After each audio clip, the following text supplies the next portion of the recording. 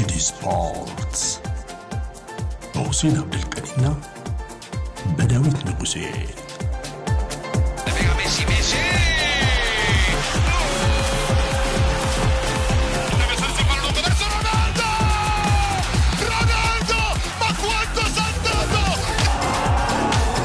Champions again! HD Sports ሰላም አድማጭ ተመልካቾቻችን እንዴት አላችሁ? ኤችዲ ስፖርት በተወዳጁ ብስራት ኤፍኤም 101.1 እንደዚሁም ደግሞ በኤችዲ ስፖርት ዩቲዩብ ቻናል ወደ እናንተ ይደርሳል። የዕለተ ሰኞ ፕሮግራማችን ለአንድ ሰዓት ቆይታ ያደርጋል። እንደተለመደው እንግዲህ ዛሬም ለሁለት ነው ቆይታ የምናደርገው። በአካል ዳንኤልና ሁሴን አብዱልቀኒ ከእናንተ ጋር ቆይታ እናደርጋለን። አድማጭ ተመልካቾቻችን ኤችዲ ስፖርት ዩቲዩብ ቻናል ላይ ጎራ ብላችሁ እንግዲህ የፕሮግራሙ ቀድሞ ነው የሚጫነው።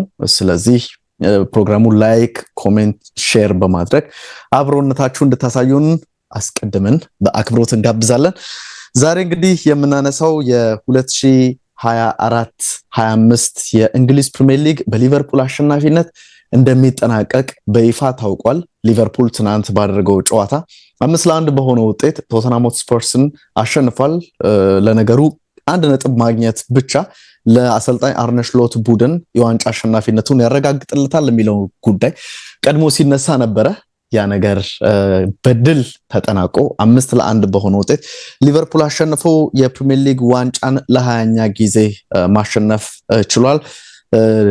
ድባቡ አጠቃላይ ከአንፊልድ ውጪ ያለው በሊቨርፑል በደንብ ስትናጥ ማምሸቷን እንግዲህ መረጃዎችን እየተመለከትን እንገኛለን። ከዛ ውጪ በኤፍኤ ካፕ ጨዋታ ተከናውኖ ነበር።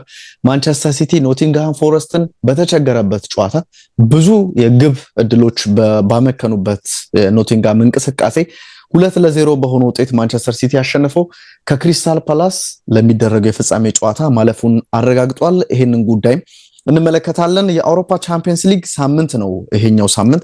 ትልልቅ ጨዋታዎች አሉ፣ የግማሽ ፍጻሜ ጨዋታዎች። አንደኛው ጨዋታ በኤምሬትስ አርሰናል ከፓሪስ ሴን ዠርመን የሚያደርጉት ጨዋታ ይጠበቃል።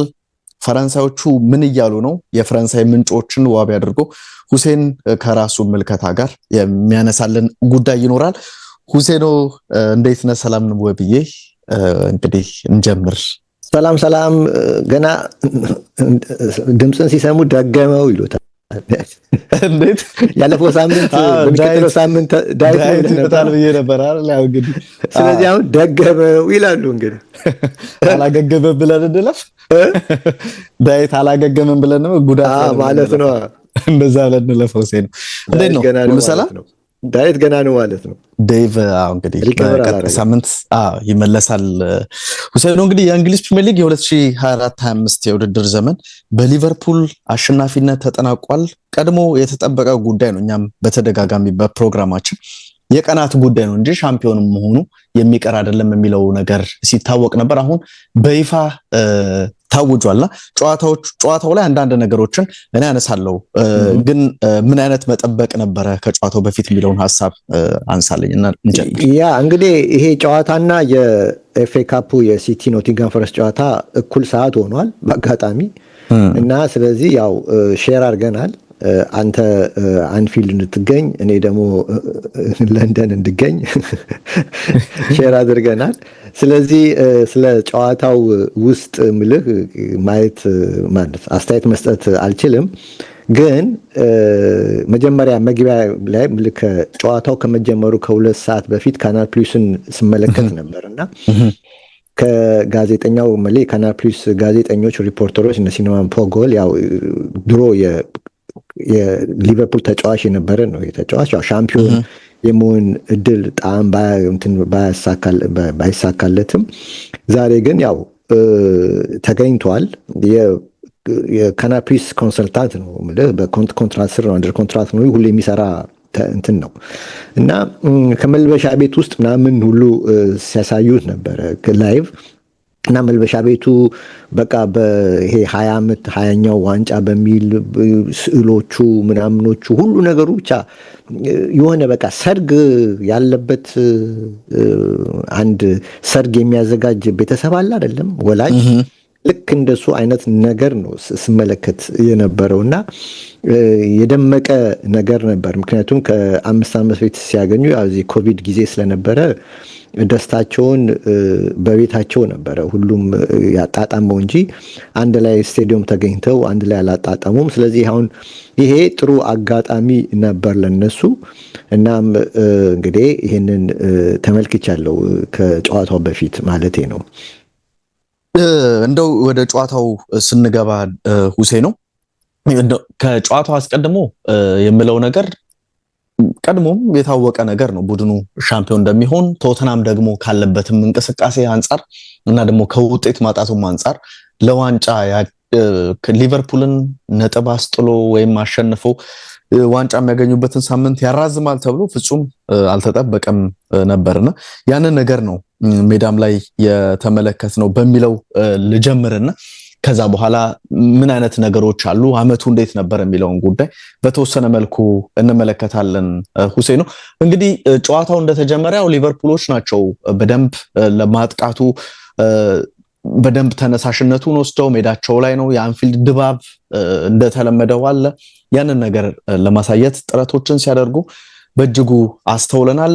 ግን ደግሞ ደቂቃዎች እየጨመሩ በሄዱና 2/3ኛው ደቂቃ ካለፈ በኋላ የመጀመሪያዎቹን ጥቂት ደቂቃዎች በነፃነት ሲጫወቱ ተመለከትን። ከዛ በኋላ ግን ጫና ውስጥ የመግባት ነገር አንዳች ነገርን ቶሎ አድርጎ ይሄ የመቸኮል ነገርና ለዛም ደግሞ ውሳኔዎች መበላሸት በነ ማካሊስተር ፊት መስመር ላይ ባሉትም ተጫዋቾች በነ ዲያዝ እንደዚህ አይነት ነገሮችን የተመለከትንበት አጋጣሚ ነበር። ከዛም በኋላ እንደዚሁ ደግሞ ግብ በማስቆጠርም ቅድሚያ የወሰደውን ቡድን ስንመለከት ቶተናም ነውና ቶተናሞች ገና እንግዲህ ዶሚኒክ ሶላንኬ 12ኛው ደቂቃ ላይ አስገራሚ እነ ቫንዳይክ ባሉበት የመከላከል ዞን ውስጥ በግንባሩ አስደናቂ የኮርና ኳስ አስቆጠረ። ግን ደግሞ ሊቨርፑሎች ምላሻቸው እጅግ ፈጣን ነበረ። በተለይም ደግሞ መሐመድ ሳላ አመቻችቶ ያቀበለበት መንገድ እና ደግሞ ዶሚኒክ ሶቦስ ላይ ለሉዊስ ዲያዝ የሰጠበት ኳስ እጅግ የተለየ ነበር። 16ኛው ደቂቃ ላይ ይሄን ነገር ተመለከትን። ሊቨርፑሎች በዛው ፔስ ነበር መቀጠል የፈለጉት። ጫናቸውን አጠናክረው ቀጥለው ግቦችን በተደጋጋሚ ለማስቆጠር የሚመስል አፕሮችን ከቡድኑ ተመለከትን። ልክ 24ኛው ደቂቃ ላይ አሌክሲስ ማካሊስተር አስደናቂ ግብን ነው የተመለከትነው። እንግዲህ እነዚህ ግቦች ሲቆጠሩ በቶተናም በኩል ያለ የመከላከል እንቅስቃሴ ክፍተት መነሳት ያለበት ይመስላል። ልክ ጨዋታውን እየተመለከትኩኝ ኮሜንታተሩም ያንን ነገር ነው ሲል የነበረው። አሰልጣኝ አንጅ ፖስቴኮግሉ የሚታወቁበት ይሄ ሪስክ ወስዶ የሚጫወት ቡድንን መስራታቸው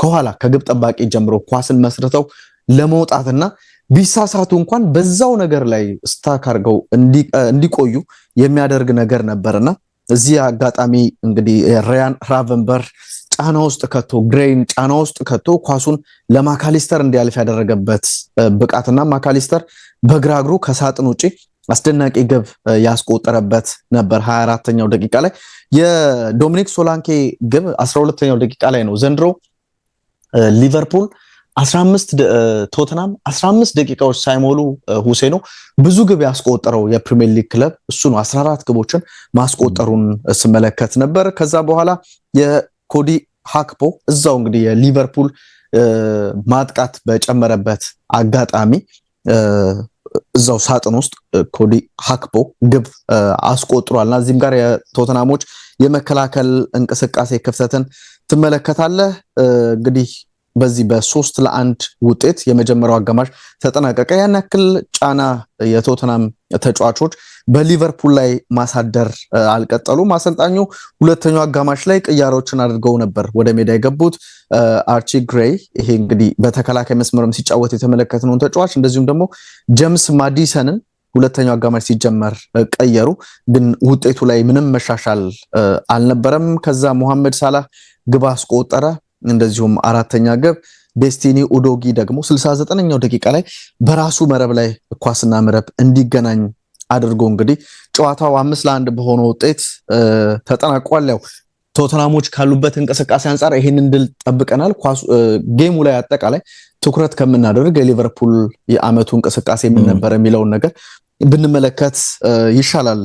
ሁሴኖ ያው ቀድሞ የሚጠበቅ የነበረ ጉዳይ ስለሆነ ማለት ነው። ይሄ የዋንጫው ክብር እንግዲህ የሁሉም ሰዎች ሙገሳ እንደዚሁም ደግሞ የሊቨርፑል እዚህ ደረጃ ለመድረስ ትልቁን ምስጋና ትልቁን እንደዚሁ ክሬዲት መውሰድ ያለባቸው አሰልጣኝ አርነ ስሎት ናቸው። እንግዲህ አሰልጣኝ አርነ ስሎት ወደ ሊቨርፑል ሲመጡ ለአሸናፊነት አይደለም፣ እንዴት ነው የሽግግሩ ሁኔታ ከአሰልጣኝ የርገን ክሎፕ ወደ አሰልጣኝ አርነ ስሎት ቡድኑ ሲሸጋገር ምን ያክል ጊዜ ሽግግሩ ምን ያክል ጊዜ ይቆያል የሚል ነው እንጂ በዋንጫ ዘንድሮ ይጠናቀቃል ብሎ አንድም የገመተ የሊቨርፑል ደጋፊ አይኖርም። ምናልባት ተስፈኛ የሆነ እንደዚሁም ደግሞ ቡድኑ በቃ ሁሌ ያሸንፋል የሚል ከራሱ የመነጨ ስሜት ካልሆነ በስተቀር ሎጂካል ሆነ ሊቨርፑል ከነበረው እንቅስቃሴ አንፃር በዋንጫ ዘንድሮ ያጠናቀቃል ብሎ የገመተ አልነበረም። እንግዲህ አስተዋጽኦ ካደረጉት ነገሮች አንደኛው ብዬ የማስበው እንደው የራሴንም ለመጨመር ሁሴ ነው ኤክስፔክቴሽኑ እጅግ ዝቅተኛ መሆኑ አሰልጣኙን ከጫና ነፃ ሆነው የውድድር ዓመቱን እንዲያጠናቀቁ ከፍተኛ እድል የሰጣቸው ይመስለኛል።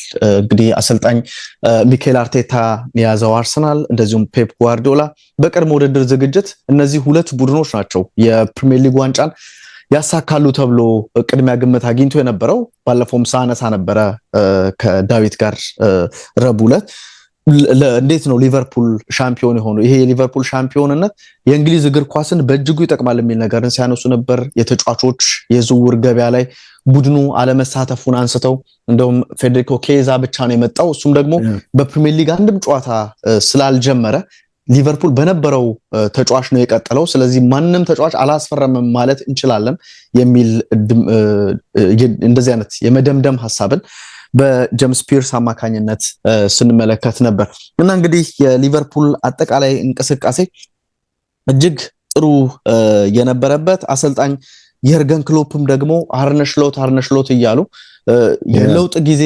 እንደሚያስፈልግ ተናግረውና ሁሉም ጥሩ ነገር ለሊቨርፑል ይገባል ያም ደግሞ በቅርብ ይሆናል ብለው እንግዲህ የአርነ ስሎትን ስም ሊቨርፑል እንኳን በይፋ ሳይናገር እሳቸው የሽኝታቸው ቀን ማለት ደግሞ ሁሴኖ ከ343 ቀናት በፊት ነው ይህንን ነገር ተናገሩ የሚለው።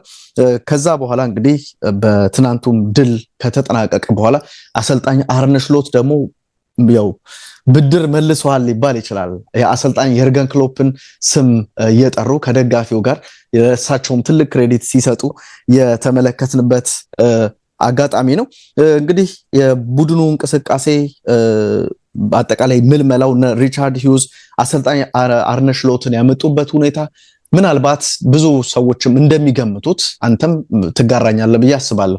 አሰልጣኝ አርነ ስሎትን ሲያመጡ የርገን ክሎፕን ይሄ አሰልጣኝ ይሆናል ወይ ይሄን አሰልጣኝ ብናመጣው የሚል የእሳቸውን ሐሳብ እንደጠየቋቸው እንገምታለንና በዛም አሰልጣኝ አርነ ስሎት እንዲመጡ የተደረገበት ሁኔታ ከዛ የውድድር ዓመቱን የጀመሩበት እና ደግሞ በጀመሩበት እንኳን ባይጨርሱ ግን ደግሞ ተፎካካሪዎቻቸው ዝቅ ብለው በዛው እንግዲህ ጫና መፍጠር ሊቨርፑል ላይ ሳይችሉ የቀሩበትን ሁኔታ ተመልክተናል። አሊሰን ቤከር ሜዳ ላይ ካለ ሁሌም ምርጥ ብቃትን የሚያሳይ ግብ ጠባቂ ነው። የቨርጅል ቫንዳይክ መሪነት እጅግ አስፈልጓቸው ነበረ። ዘንድሮ ኮናቴ በብዙ ጨዋታዎች ከጉዳት ነፃ ሆኖላቸው ሜዳ ላይ ሲያገኙት ነበረ። ምናልባት ለሊቨርፑል አንደኛ የዋንጫ ዘንድሮ ለማረጋገጣቸው ከምክንያቶቹ መካከል አንደኛው በጉዳት ያን ያክል የተቸገረ ስኳድ አልነበረውም ሊቨርፑልን። ከዛ ውጪ የሮበርትሰን እንቅስቃሴ እንደ ከዚህ ቀደሙ አንዳንድ ስህተቶችን በብዛት ያስመለክት ነበር፣ ግን እሱም ሜዳ ላይ እስካለ ድረስ የሚሰጠው ነገር ብዙ ነው። የትሬንት አሌክዛንደር አርኖልድ ከጥልቅ እየተነሳ የሚሰጣቸው ኳሶች የሚፈጥራቸው የግብ ዕድሎች አንዳንዴ ደግሞ ወሳኝ ግቦችንም ሲያስቆጥር የተመለከትንበት የማካሊስተር የሪያን ራቨንበር እንቅስቃሴ በሁለቱ ተጫዋቾች መካከል ያለ ጥምረት እንደውም እንደ ትልቅ ግኝት ነው ሪቨሌሽን ነው እያሉ ሲገልጹት ነበረ። በተለይም የራቨንበር አጠቃቀም በአሰልጣኝ የርገን ክሎፕ ፍጹም ማይታመን ተጫዋች ነው። የሚሰጠው ሚና በ8 ቁጥር ነው። ወደ መስመር ጠጋ ብሎ እንዲጫወት የሚያደርጉት ተጫዋች ነው። ልክ ግን አርነ ስሎት መጥተው በቀድሞ ውድድር ዝግጅት ላይ ይሄንን ተጫዋች 6 ቁጥር ቦታ ላይ አድርገዋል። ያው የኔም ቀድሞ ውድድር ዝግጅት ላይ ኪል ደም ዊዝ ፓስ ብለው ነበር። እንግዲህ ይሄ ኳሱን እየተቆጣጠራቸው ገደሏቸው ቀጥሉ ብለው ነበረ የመጀመሪያ የቀድሞ ውድድር ዝግጅታቸው ላይ እንግዲህ ወደ ተለያዩ ሀገራት ሲያመሩ እነ ሃርቪ ኤሊዮትም ያንን ሲናገሩ ነበር። በቃ የደች ስታይል እግር ኳስ ነው የምንጫወተው የሚል ነገርን ሲያነሱና ቀድሞ ገና በአሰልጣኙ መማረካቸውን ሲናገሩ ነበር። ለዛም ደግሞ እንደ ራቨንበርህ አይነት ተጫዋች ምርጥ እንቅስቃሴን አሳይቷል። ማካሊስተር ወደ መጨረሻዎቹ ቡድኑ ዝቅ ሲል አብሮ ዝቅ አለ እንጂ የውድድር ዓመቱ አብዛኛውን ጊዜ በጣም በምርጥ ብቃት ነበር። አማካኝ ክፍል ላይ ዶሚኒክ ሶቦስ ላይ አሰልጣኙ ሲናገሩ እንደነበረው የግብ ዕድሎችን መፍጠርና ግብ ማስቆጠር ላይ መበርታት አለበት፣ እዚህ ላይ ስራዎችን መስራት አለበት የሚል እንግዲህ ሐሳብ ተሰጥቶት እሱም ብዙ አሲስቶችን እያደረገ ብዙ ግቦችን እያስቆጠረ ዘንድሮ ተመለከት ነው። የዲያዝ በፊት መስመር በሐሰተኛ 9 ቁጥርም እንደዚሁም ደግሞ ከመስመር የሚነሳ ተጫዋች ሆኖም ተመልክተናል። ሙሐመድ ሳላህ እንግዲህ ያስቆጠራቸው የግብ መጠኖች ከ28 29 ላይ ደርሷል። አሲስት ያደረጋቸው ቁጥሩ እጅግ ከፍ ያለ ነው። እንደዚሁም በሱም በኩል የተመለከት ነው። ሌሎችም ሃክፖ በነበሩበት ምናልባት ከጨዋታው መጠናቀቅ በኋላ ሲጠየቅ ነበር ከየርገን ክሎፕ ጋር ከነበረ የጎል ቁጥር አንጻር ያሁኑ እጅግ ከፍ ብሏል የሚል ነገርን ሲጠየቅ ነበርና ትክክል ነው። ያለው ሚና ቀድሞ ይሰጥ የነበረው ብዙ ማጥቃት የፊት ቦታ ላይ ነበር። አሁን ወደ መስመር ጠጋ ብሎ መጮቱን እንደወደደው ሲናገር ከጨዋታው በኋላ ተመልክተናል። ሌሎችም ተቀይረው የሚገቡን ከርቲስ ጆንስ በምርጥ ብቃት ላይ መገኘታቸውን በጣም ብዙ ኳስ የሚስተው ዳርዊን ኑኔዝንም እንደዚሁ ለሊቨርፑል ዋንጫ ስኬት ከሚጠቀሱ ተጫዋቾች አንደኛው ሆኖ እንግዲህ የውድድር ዓመቱ ተጠናቋል ማለት ይቻላል። አሁን ልታምኑን ነው ዋንጫውን ስለምናሸንፍ የሚል መፈክርን ተጫዋቾቹ ገና ቀድመው ሲሄዱ ወደ ስቴዲየሙ ሲሄዱ ሲያነቡት የነበረው ጉዳይ ነው። ሙሐመድ ሳላህ ከጨዋታው መጠናቀቅ በኋላ እንግዲህ እንዴት ነው የዘንድሮ ድል ከና ከ2020 ተብሎ ሲጠየቅ ይሄኛው የተለየ ነው ብሏል ሁሴን ነው። እርግጥ ነው ክሎፕ የለም፣ ሳዲዮ ማኔ የለም፣ ቦቢ ፈርሚኒዮ የለም፣ ግን ደጋፊዎች አሉ። ከደጋፊዎች ጋር ያከበርነው ስለሆነ ከዛኛው ይሄኛው የተለየ ነው የሚል ሐሳብን ሲያነሳ ከደጋፊ ጋር በመሆኑ ቫንዳይክም እንደዚሁ በጣም እንግዲህ በጣም ውብ የሆነው የዓለማችን የእግር ኳስ ክለብ ነው፣ ሁሉም ነገር ይገባናል የሚል ሐሳብን ሰጥቷል። ከ1990 በኋላ ወይም ከ35 ዓመታት በኋላ የሊቨርፑል ደጋፊዎች በሜዳቸው አንፊልድ ሮድ እንግዲህ ዋንጫ ማንሳታቸውን ያረጋገጡበት ያከበሩበት ሁኔታ ሆኗል። የሚገባው ሊቨርፑል የዘንድሮ የእንግሊዝ ፕሪሚየር ሊግ ዋንጫን አንስቷል ብዬ ጨርሳለሁ። እኔ ሁሴን ነው አንተ የተወሰነ ነገር አንሳ።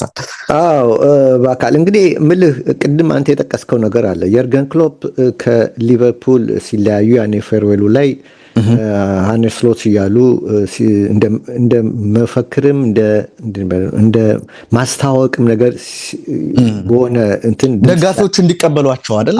ይሄም ደጋፊዎች ከወዲሁ በሞራል እንዲጠብቋቸው ለማድረግ ነው የነበረውና ያ ነገር በእርግጥም ተሳክቶላቸዋል። ምክንያቱም ክሎፕ ላይ የሊቨርፑል ደጋፊ ትልቅ እምነት ነበረው። እምነት ብቻ ሳይሆን እርግጠኛ ነው። ክሎፕን ሲያይ እርግጠኛ ነው። ገብቷል። በቃ እርግጠኛ ነው የሆነ አንድ ፖዚቲቭ ነገር እንደሚመጣ እርግጠኛ ነው። ስለዚህ አሁን እንደዚህ አይነት የምታከብረው የምታምነው ሰው ከአፉ እንደዚህ አይነት ነገር ሲወጣ ትቀበለዋለህ። ምክንያቱም ልዩ ሰው ነው አለ ለአንተ ልዩ ሰው ስለሆነ እና ስለዚህ አሁን የእሳቸው ሚና ቀላል አይደለም። ይህን ሰውዬ ከህዝብ ጋር ከደጋፊው ጋር ለጥሩ ነገር ማስተዋወቅ በጥሩ ሁኔታ እንዲጀምር ቀላል ነገር አይደለም የተጫወቱት ሚና እና እሳቸውም አንደኛ ማንም አያውቃቸውም ነበረ። የእንግሊዝ ሊግ አያውቃቸውም። በአውሮፓን ፉትቦል ምልህ የደች ሊግ በጣም ታች የወረደ ነው። ከቶፕ ፋይፎቹ ውጪ ያለ ሊግ ነው።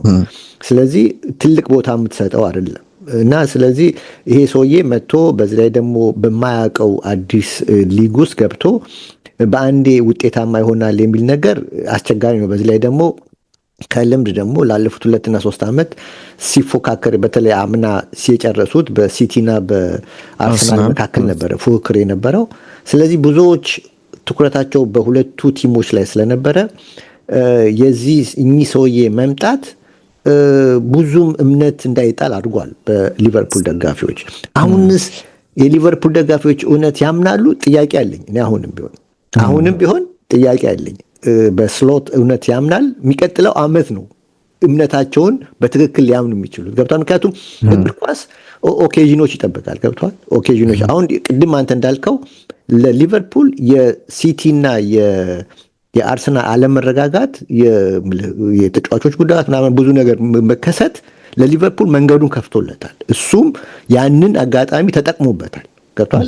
አጋጣሚውን ደግሞ ሊቨርፑል ተጠቅሞበታል እና በእርግጥ የእኚህ ሰውዬ የሚያስደንቀው ምንድነው ካልከኝ አሁን ብዙዎች በዚህ በእንግሊዝ ፕሪሚየር ሊግ ላይ ወደ ኋላ ስትመለስ እንደመቱ ኃላፊነት ላይ ተቀምጠው ዋንጫ የበሉ አሰልጣኞችን ስትወስድ አንዱ ጆዜ ሞሪኖ ነው በ2004 2005 ፕሪሚየር ሊግ ቼልሲን ይዞ፣ ከዛ ደግሞ ካርሎ አንቸሎቲ ይሁን ቼልሲ 2010 ይዘው፣ ከዛ ደግሞ 2013-14 ማኑኤል ፔሌግሪኒ ሲቲን ይዘው እንደመጡ ሻምፒዮን ሆነዋል።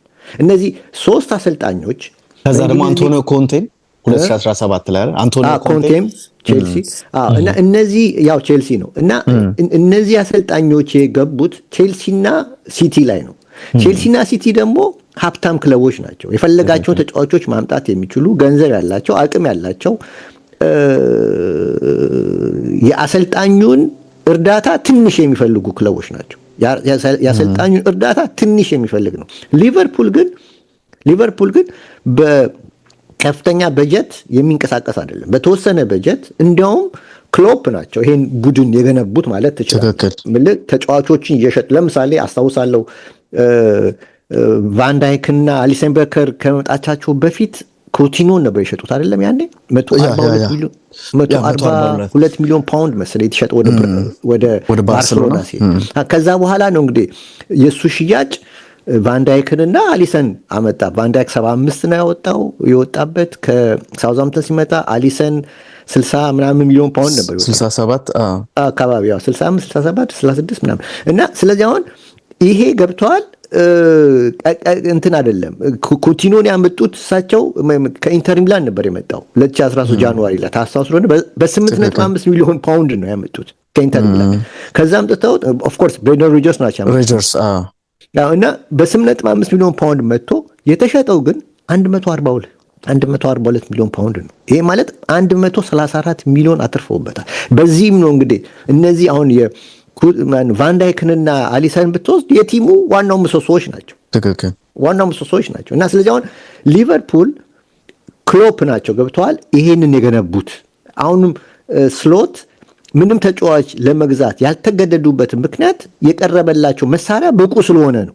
ጥሩ ቲም ሰጥቷቸውን ሄዱት። ታስታውሳለህ ዩናይትድ 2013 ላይ ፍርስርስ ያለ ቡድን ነው አሰልጣኝ ፈርጉሰን ትተው ሄዱ። ብዙዎቹ እኮ ለማንቸስተር ዩናይትድ መውደቅ ፈርጉሰን ነው የሚጠብቁት። ትክክል እንደዛም ነው ደግሞ መባለም ያለበት። በተለይ ደግሞ አሰልጣኙ የኤቨርተን አሰልጣኝ ነው። አስበው ከኤቨርተን ወደዛ ሲመጣ ያረጀ ተጫዋች ሰጥተው ጫናው ምናምኑ አዲስ ባህል ውስጥ ገብቶ ስነ ልቦና በጣም ከባድ ነው እና ስለዚህ እዚህ ሊቨርፑል ተቃራኒ ወጣቶች ናቸው። ኦልሬዲ ገንብተው ወጣቶች ቲም ነው የሰጡት እና ስለዚህ አሁን የሊቨርፑል ልዩ የሚያደርገው የስሎት ልዩ የሚያደርገው ይሄ ነው።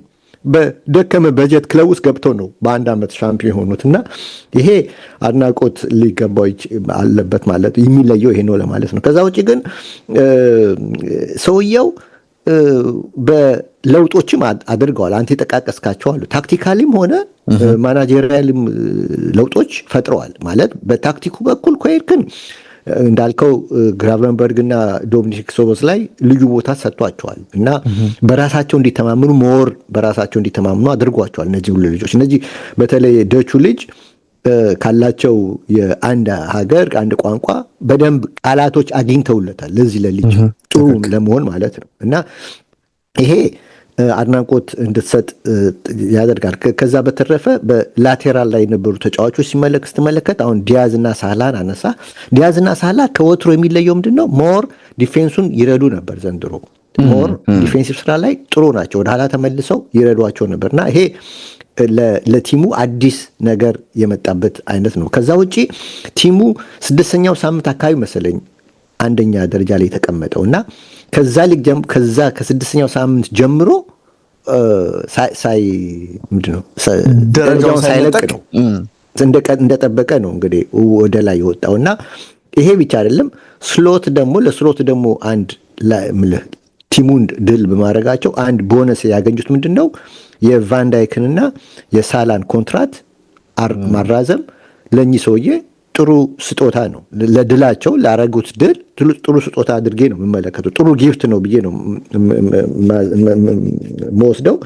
ከዛ ውጭ ሊቨርፑል እንግዲህ በሊጉ ቤስት ኦፌንሲቭ ሆኖ ጨርሷል። እጅግ በጣም ብዙ ጎል በመጨረስ ከዛ ውጪ ሳላህ አንተ እንዳልከው ኮከብ ጎል አግቢ ሆኖ የጨረሰ ተጫዋች ሆኗል እና ስለዚህ ይሄንን በተመለከተ እንግዲህ ያው ደጋፊዎች በተለይ እኔ ማቃቸው አዲስ አበባ ያለን የሊቨርፑል ደጋፊዎች ጥቂቶች ናቸው። እንደምታውቀው እኔ ማቃው ብዙአየውን አውቃለሁ፣ መልካሙን አውቃለሁ፣ አንዋር የአክስቴ ልጅ አለ ቲኬት ኦፊስ የጋዜጠኞች ያውቁታል፣ እሱ አለ። እንኳን ደስ አላችሁ እላቸዋለሁ እና አብዲራባም ደግሞ እንደዚሁ አብዲራባ ያው ቀልጥ ያለ ሊቨርፑል ደጋፊና ለሱም እንኳን ደስ አለህ እላለሁ እና ይሄን ማረው መሸሻ ወልደም የሊቨርፑል ደጋፊ ነበር። አዎ መቼም ልክ ነህ፣ ሊቨርፑል ነበር። አዎ ልክ ነህ፣ እባክህ እነሱን ማረው ወናት። ልክ ነህ።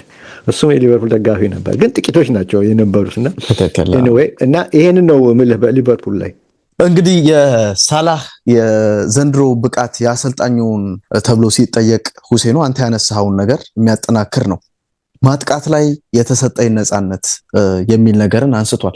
ቁጥሮቹም ከቁጥሮቹ አንፃር ከዚህ ቀደሙ ተብሎ ሲጠየቅ ከቁጥሮቹም አንፃር ልክ ነው። ደግሞ የተለየም የሚያደርገው ነገር ማጥቃቱ ላይ ይሄ የሜዳው 1/3 ማጥቃት ዞኑ ላይ ብዙ ጊዜ እንዳሳለፍ የተሰጠኝ ነፃነት የሚል ነገርን ራሱ ሲጠቅስ ሰምቻለሁና ብዙ አሁን ዘመናዊ አሰልጣኞች ያንን ነገር አይሰጡህም። አንድ ፖዚሽን ላይ ሆነ አሁን አርቴታ የምትመለከት ራሱ በዚህ ደግሞ አርቴታ እንኳን እንደዛ አይደለም። አርቴታ ብዙም ፖዚሽን ላይ በፊት ነበር። መጀመሪያ 2 ዓመት ፖዚሽን ላይ ሲሪየስ ነበረ። እንደውም ሞር ታክቲካል አፕሮች ነበረው ሞር። አሁን ከዚህ ከአምናና ካቻምና ግን ሞር ነፃነት ይሰጣል። እንደውም በጣም በኢንተርቼንጅ የሚያምን አሰልጣኝ ሆኗል። ኦልሞስት አለው ግን እንትና ፔፕ ጋርዲዮላ ብትል ፔፕ እዛ ላይ ነው በቃ ሁሌም እዛ ቦታ ላይ ሆነው ያው አብረውም ሰርተዋል። ያንንም ነገር ደግሞ አርቴታ እንዳልከው ቀድሞም በአርሰናል ያሳየን ስለነበረ ከዛም አንፃር ነው ለማንሳት። የኚህ አሰልጣኝ ግን ፍጹም ነው የሚለየው። እንዳነሳው በፍላጎታቸው ዲያዝን ብትመለከት ጋክፖን ብትመለከት ወደኋላ እየተመለሱ ሳላ አንዳንድ እንቅስቃሴዎች ላይ በደንብ የመርዳት ነገር አለ። እሱ ግን አሰልጣኙ ፊት መስመር ላይ የሰጡኝ ነፃነት ዘንድሮ ለውጤቱ ከፍ ማለት አስተዋጽኦ አድርጓል የሚል ነገርን ያነሳሉ እና እንግዲህ የገረመኝ ሁሴን ነው አንድ የቆሙ ኳሶች አሰልጣኝ ለማምጣት ፍላጎት ነበራቸው የሚል ነገርን ስመለከት ነበር። ግን ያንን ማድረግ ስላልቻሉ የመጀመሪያው ቡድን የተጫዋቾች ተጫዋቾችን በተናጠል ለማጎልበት ስራዎችን የሚሰራው አሰልጣኝ ደርቦ ይሄንን ኃላፊነት እንዲሰራ አድርገውታል የሚል ነገር ስመለከት ነበር። ያው ሴት ፒስ ላይ ሊቨርፑል እነ ቫንዳይክ ስላሉ እነ ኮናቴ ስላሉ ግቦችን ያስቆጥራሉ በእነሱ ቁመት ስላላቸው እንጂ የተለየ ቴክኒክ ሲጠቀም ብዙም በሊቨርፑል በኩል አንመለከትም። ግን አሮን ብሪግስ የተባለው አሰልጣኝ ይሄን ነገር ሲያደርግ ተመልክተናል። እነ ጆን ሄቲንጋ ቀድሞ እንግዲህ በኔዘርላንድስ ብሔራዊ ቡድን የምናውቀው በኤቨርተን የምናውቀው ተከላካይ የኢትዮጵያ ወጣት ቡድን ተጫውቷል አይደለ? ወጣት ቡድን አርጀንቲና ላይ ከና አሸናፊ ግርማ ጋር ተጫውቷል። እሱም እንደዚሁ ረዳት አሰልጣኝ ሆኖ እንግዲህ በጥሩ ሁኔታ በርከት ያሉ ሰዎችን በተለይም ከፌኖርድ ደግሞ ይላሉ ባለፈው እንግዲህ ህዳር ወር ላይ የመጣው ሮድሪክ ቫንደር ሃርም የተባለው የቪዲዮ አናሊስት እጅግ ትልቅ ስራ ይሄ ቴክኒካል አናሊስት ነው ይሉታልና ከጨዋታ መጠናቀቅ በኋላ እንደዚሁም ደግሞ በጨዋታው ሳይጠናቀቅም አሰልጣኙ ሁል ጊዜ እየጮሁ ክሊፕ ይላሉ አሉ እንደዚህ የሚል ነገር ያኔ ለኪፕ ሪፖርት አልሰማህም? ክሊፕ ትክክል አክሽን ቶሎ ሪፕሌይ ይደረጋል ቶሎ ትክክል ያንን እንዲያረግላቸው ሮድሪክ ቫንደር ሃርም የተባለ በፌኖርድ አብረው ሲሰሩ የነበረን ግለሰብ ወደ ቡድኑ ማምጣታቸው በትልቁ እንደጠቀማቸውና ቡድኑ ብዙም ሳይዋዥቅ እና ክፍተቶቻቸውን እዛው ጨዋታ ላይ እያረሙም እንዲጓዙ ካደረጋቸው ከመጀመሪያው ቀን ጀምሮ ከመጣበት ጊዜ ወደ ኪርክቤ ከመጣም ጀምሮ ይሄን ነገር ሲረዳቸው ነበር የሚል ነገርን ተመልክቻለሁ። እንግዲህ የሊቨርፑል ድል አሁንም ይቀጥላል በእንደዚሁ እየተነሳ ይቀጥላል። ያው ከጨዋታው በኋላ ስለሰራ ነው እንጂ አሁን ሪፖርቶች መውጣታቸው አይቀርም። ነገ ተነገወዲያ ማምሻውንም ትክክል ይኖራሉ መውጣቱ አይቀርም እና ሰፊ ዘገባዎች ይቀጥላሉ። ትክክል በቀጣይ ፕሮግራማችን ይሄኛውን ለመመልከት ጥረት እናደርጋለን። የኤፍኤ ካፑን ጉዳይ እናንሳ። ሁሴን 30 ደቂቃ ወርተናል እና የኤፍኤ ካፑን የተሰጠኝን ኃላፊነት ለመወጣት በጣም ቀዝቃዛ ጨዋታ ነበር። ፈርስት ሃፍ ላይ በተለይ ማለት ኤክስጂው ራሱ 0 እና 0.27 ነበር። 0 ኖቲንጋም ፎረስት 0.27 ሲቲ ሹት ያደረገው ኖቲንጋም ፎረስት 0 ሲቲ 1 ቦክስ ውስጥ 1 እና 13 ነው። ከ13 70 ፋይናል ሰርድ ደርሶ ነው 13 ተች ቦክስ ውስጥ የገባው ራሱ ሲቲ 57 ኳስ መግባት አልቻለም። ቻንስ ክሬት ያደረገው አጠቃላይ በ45 ደቂቃ ውስጥ 4 ኳስ ነው ክሬት የተደረገው። እሱም አንደኛው ኮቫሲች ነው 2 ክሬት ያደረገውና ምን ያህል ቀዝቃዛና ደካማ ምልህ ጨዋታ መሆኑን ትመለከታለህ። ኦፍ ኮርስ ማንቸስተር ሲቲ ኳሱን ይዟል። ያኛው ደግሞ በካውንተር አታክ የመጣ ቡድን ነው። ያው የምጠብቀው ነው። አዎ ግን ዋው የሚያሰኝ አንድም አክሽን ሳንመለከት ነው ጨዋታው ያለቀው ፈርስት ሃፉና ኦፍ ኮርስ ሲቲ አድቫንቴጅ ወሰደው። ገና በተጀመረ 2 ደቂቃ ባልሞላ ጊዜ ውስጥ ነው እንግዲህ ተጠቃሚ የሆነውና ያ ጥሩ አጋጣሚ ሆኖለታል እንጂ ያ ጎል ባይገባ ኖሮ በዛ ላይ 0-0 ሆኖ ቢቀጥል እንግዲህ ያቺ እሷ ናት ኦን ታርጌት ራሷ የመጀመሪያ እና በጣም ቀዝቃዛ ጨዋታ። ሰከንድ ሃፉ ግን የተሻለ ነበር።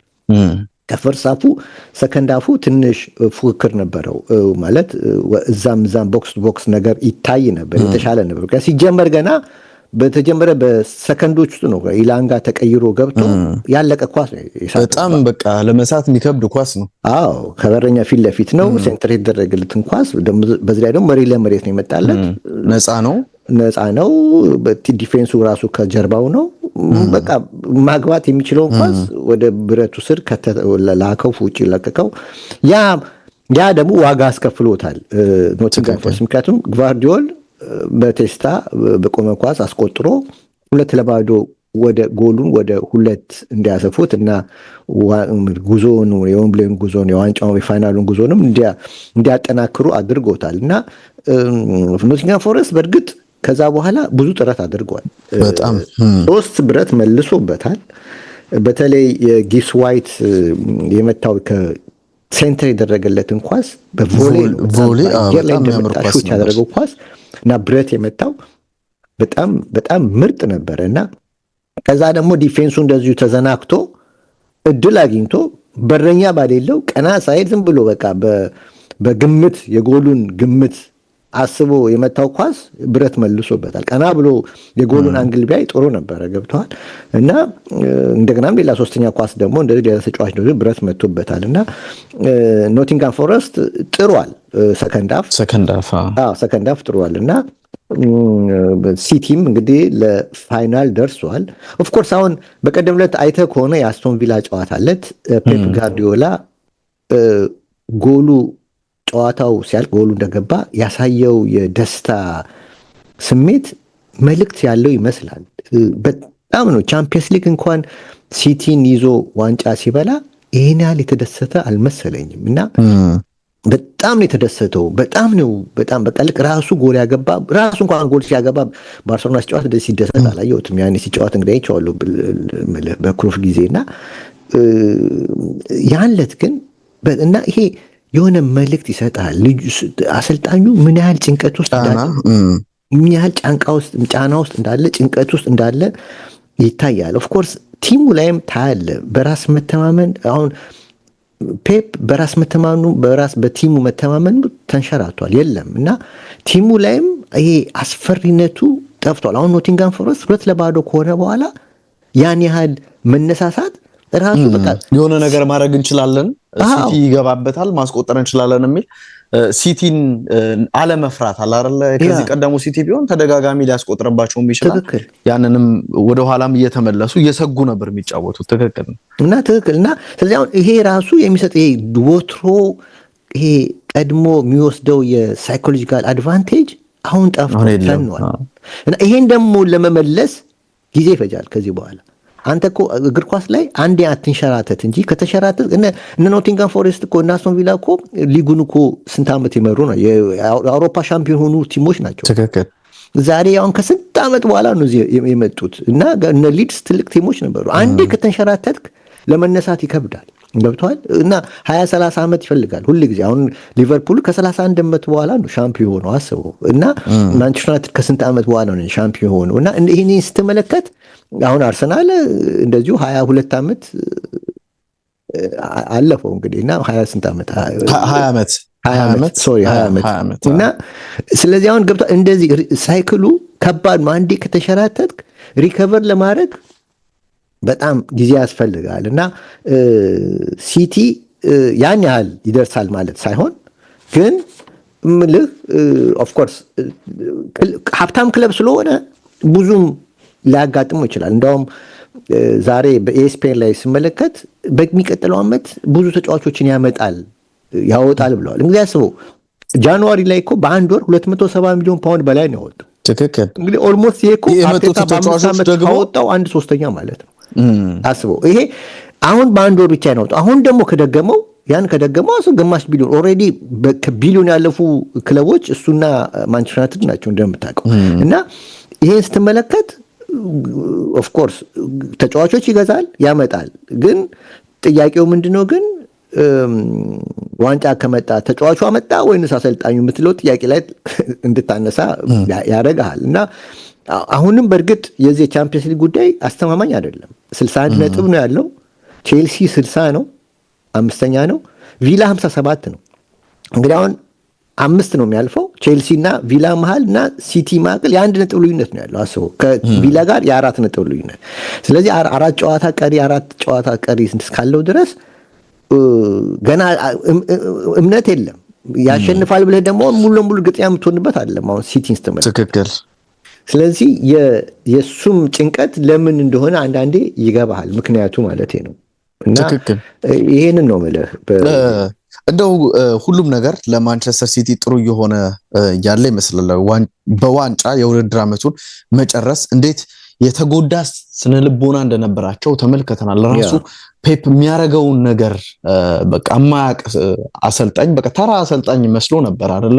በተደጋጋሚ ጨዋታዎች ሲሸነፍ ያን ነገር እንዳነሳው ደግሞ ክለቦች ላይ የሚወስደውን የጨዋታው ሳይደረግ ቀድሞ የሚወስደውን ሳይኮሎጂካል አድቫንቴጁንም ያንን ሁሉ አቶ እየተመለከት ነው የምንገኘው።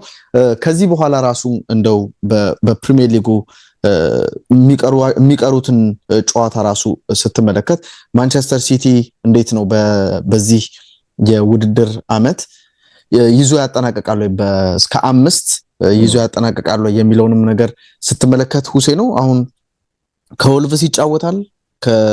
ከዛ በኋላ ደግሞ እንደዚሁ ከፉልሃምም ጋር ጨዋታ እንዳለው እና ሳውዛምፕተን አለው። ለምሳሌ አሁን ሳውዛምፕተን ወርዷል። ስለዚህ በነፃነት ይጫወታሉ። ግን ደግሞ ማንቸስተር ሲቲ ካለው ወሳኝ እንቅስቃሴ አንፃር ይሄንን ትመለከታለህ። ከዛ ከቦርንማውዝ እንደዚሁም ደግሞ ከፉልሃም ጋር የሚደረግ ጨዋታ አላቸው። ስለዚህ ወልቭስ፣ ሳውዛምፕተን፣ ቦርንማውዝ እና ፉልሃሙን የሚገጥመው ከነዚህ ጨዋታዎች አንፃር እንግዲህ የተሻለ ነገር ትገምታለህ። እነ ኖቲንጋም ፎረስት ከቼልሲ ጋር ራሱ ጨዋታ እንዳለው ተመልክተናል። ቼልሲ ደግሞ በቀጣይ እንግዲህ ስታንፎርድ ብሪጅ ላይ ከሊቨርፑል ጋር ነው የሚጫወተውና አሁን ፕሪሚየር ሊጉ ትልቁ ቁም ነገሩ የአውሮፓ ቻምፒየንስ ሊግ ቦታን እስከ 5ኛ ይዞ የሚያጠናቀቀው ቡድን የትኛው ነው የሚለው ነው። ማንቸስተር ሲቲ ግን እንግዲህ ይህንን እድል ይዘው ከሚያጠናቀቁ ቡድኖች አንደኛው ሊሆን ይችላል። እንደዚህ በተቸገረበትም የውድድር ዓመት ያንን ተመልክተናል። ተጫዋቾቹ ደግሞ ያመጣቸው ተጫዋቾች 270 ያወጣባቸው ተጫዋቾች ደግሞ ወደ ቡድኑ መጥተው ሁሴ ነው እንዴት ወሳኝ ግቦችን እያስቆጠሩ እንዳሉ በኦማር ማርሙሽ እየተመለከትን እንገኛለን ነው ከመጡት ተጫዋቾች። ዲፌንሶቹ ግን ቁጭ ብለዋል። ዲፌንሶቹ የሉም።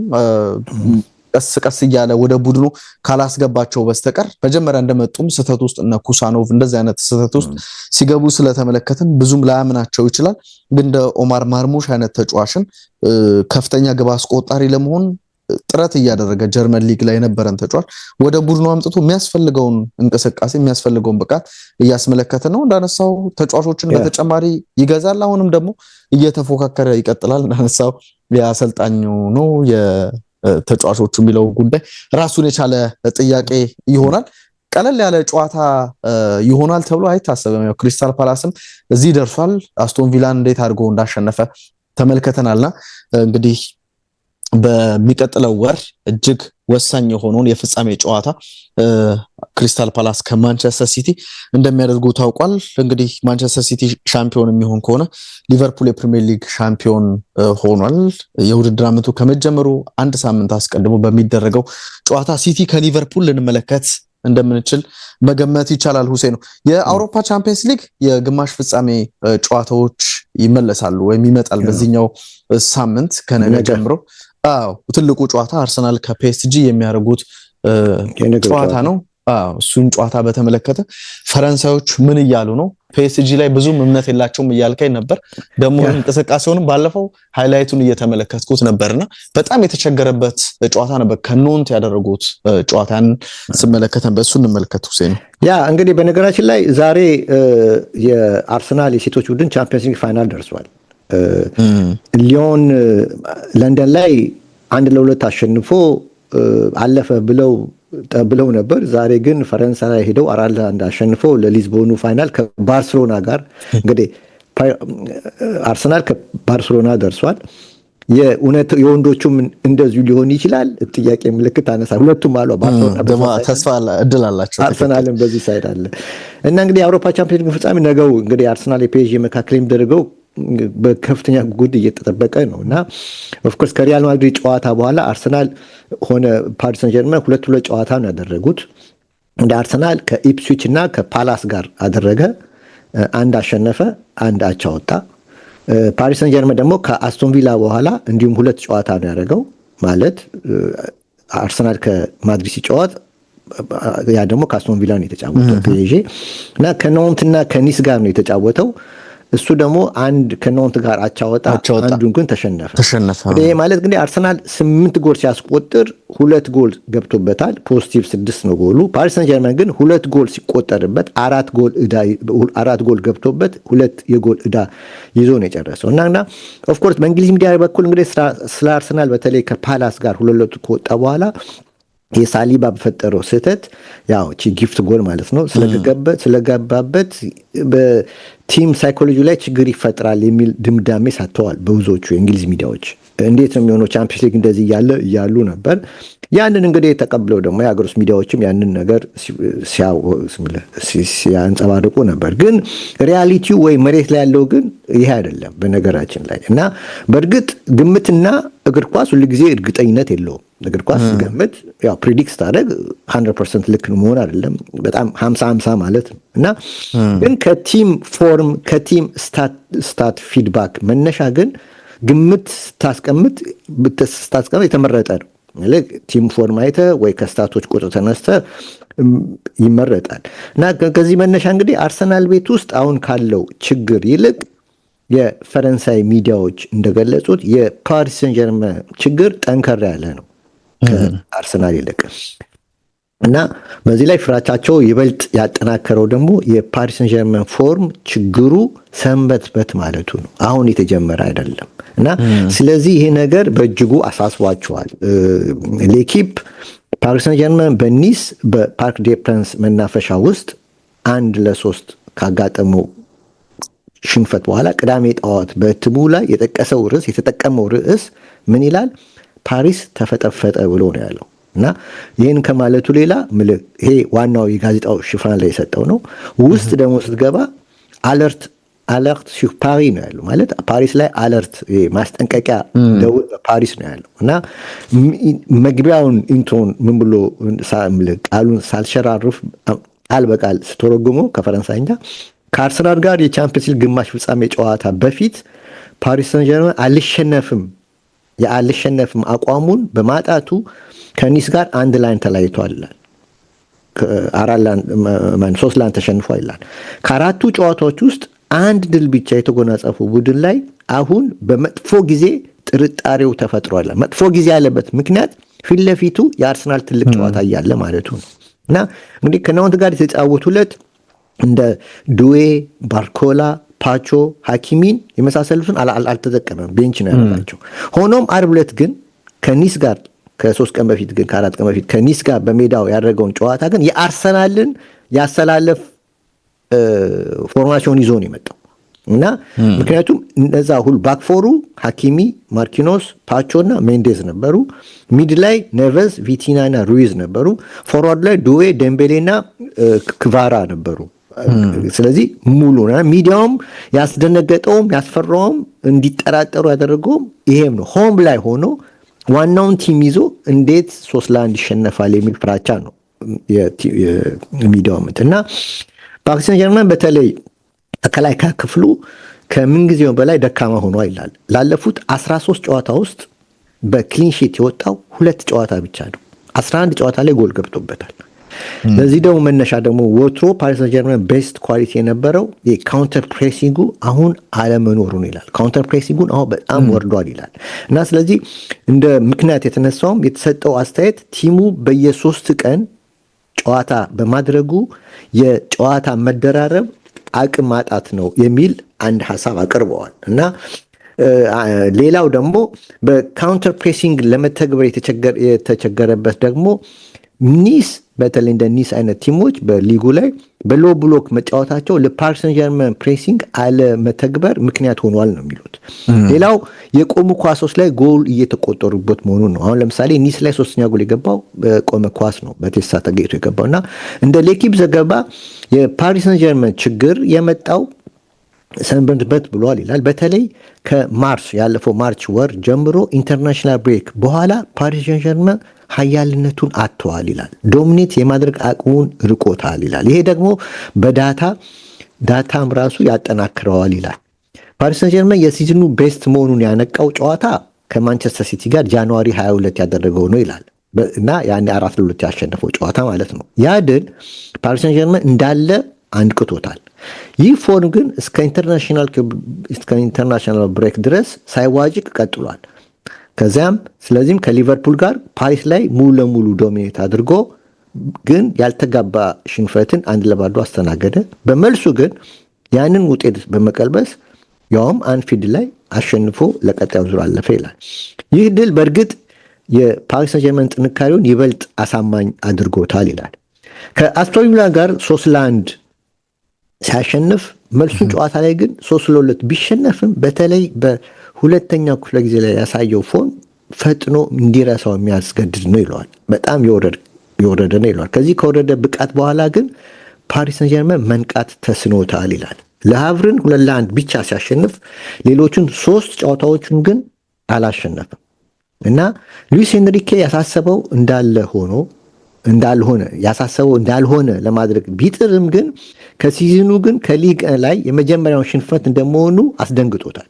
በነገራችን ላይ የማይሸነፍ ቲም ሆኖ ነበር እስካሁን መጀመሪያ ጊዜ ነው የተሸነፈው። ስለዚህ በቀላሉ ትኩረት ምልሱ ሚላ ስለዚህ በቀላሉ ትኩረቴ በቻምፒየንስ ሊግ ላይ ኤምሬት ላይ ነው የሚል የተሸፋፈነ መልስ ነው የሰጠው። ሽንፈቱ ብዙም አያስጨንቀኝም፣ ትኩረቴ በለንደን ጨዋታ ላይ ነው የሚል አስተያየት ሰጥቷል። የስፔኑ ኮች ይህን ይበል እንጂ ሌኪፕ ግን ይላል ኖ ከቅርብ ጊዜ ጀምሮ ፓሪስ ሰን ጀርመን ሌቭሉ መውረዱ እየታየ ነው ይላል።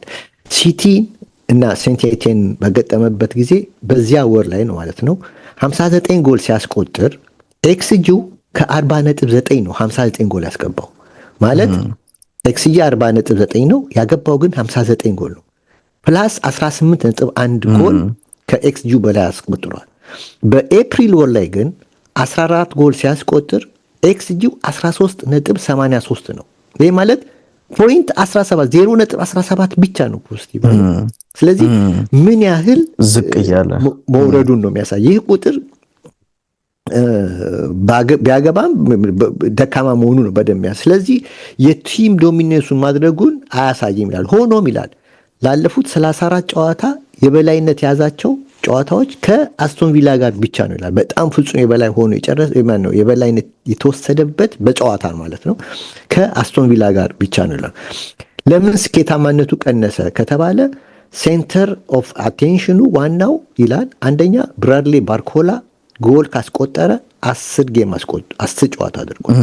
ባርኮላ ጎል ካስቆጠረ 10 ጨዋታ አስቆጥሯል።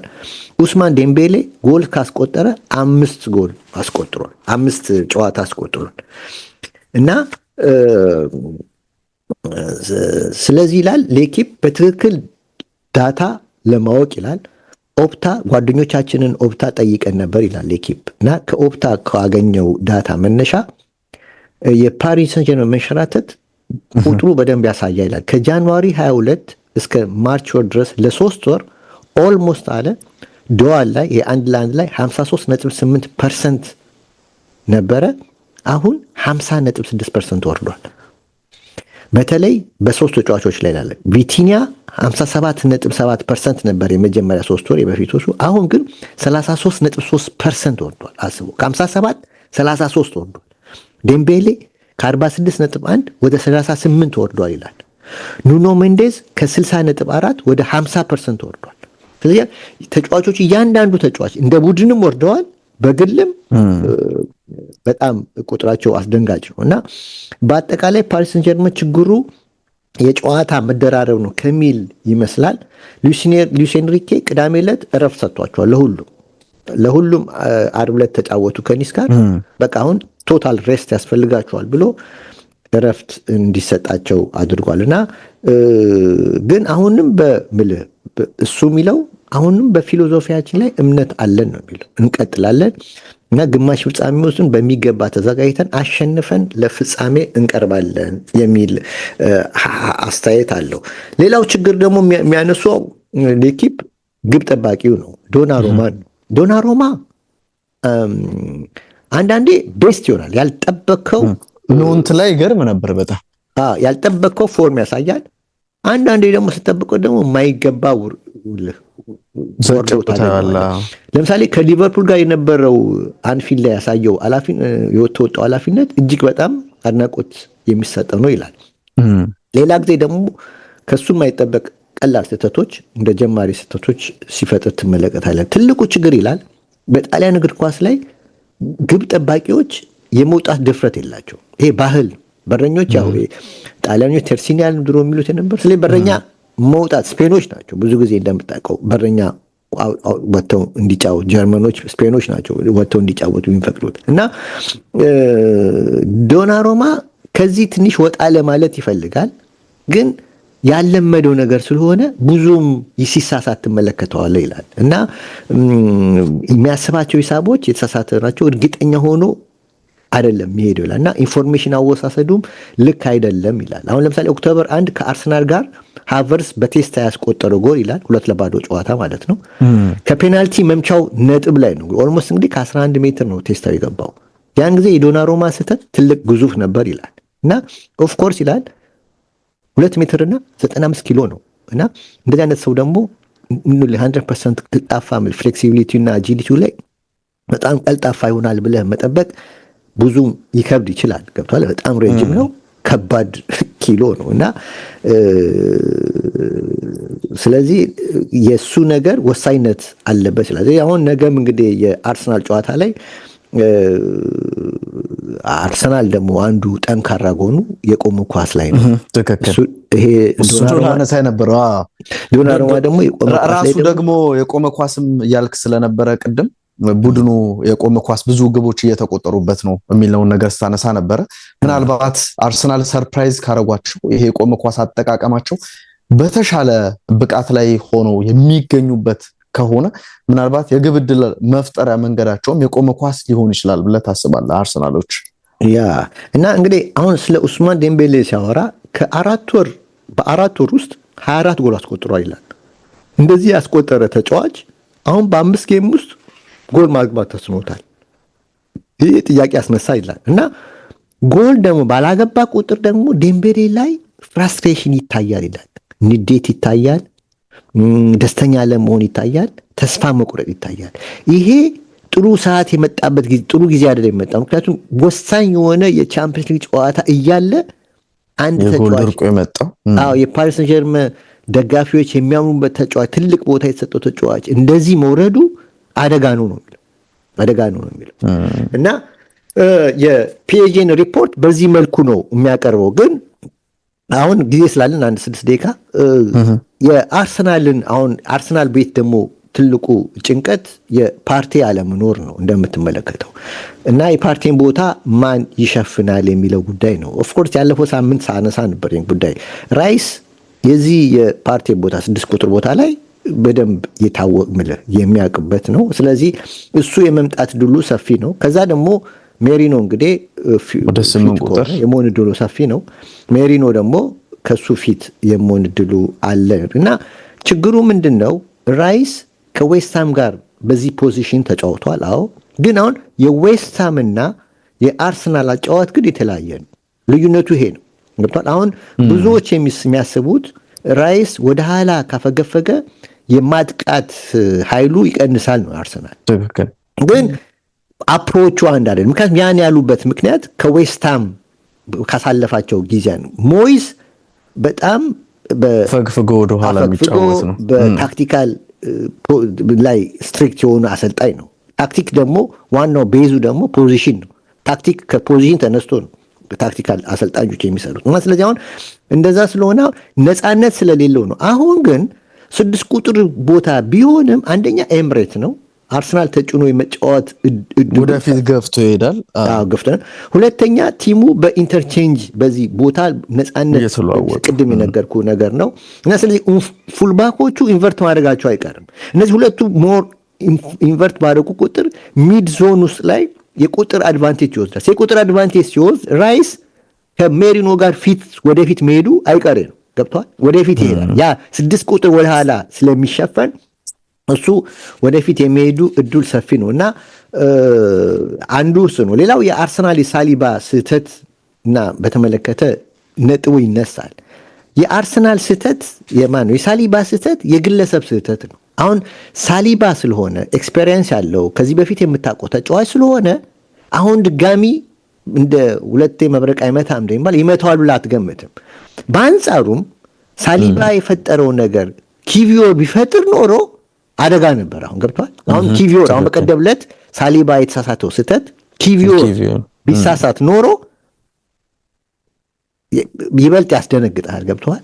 ይበልጥ ያስደነግጣል። አሁን ግን ሳሊባ የግለሰብ አሁን የፓሪስ ሰን ዠርመንና የአርሰናል ልዩነቱ ምንድነው? አርሰናል የግለሰብ ስህተት ነው ፓላስ ላይ ጎል የገባበት። ፓሪስ ሰን ዠርመን ግን የግለሰብ አይደለም፣ የቡድን ችግር ነው ያጋጠመው።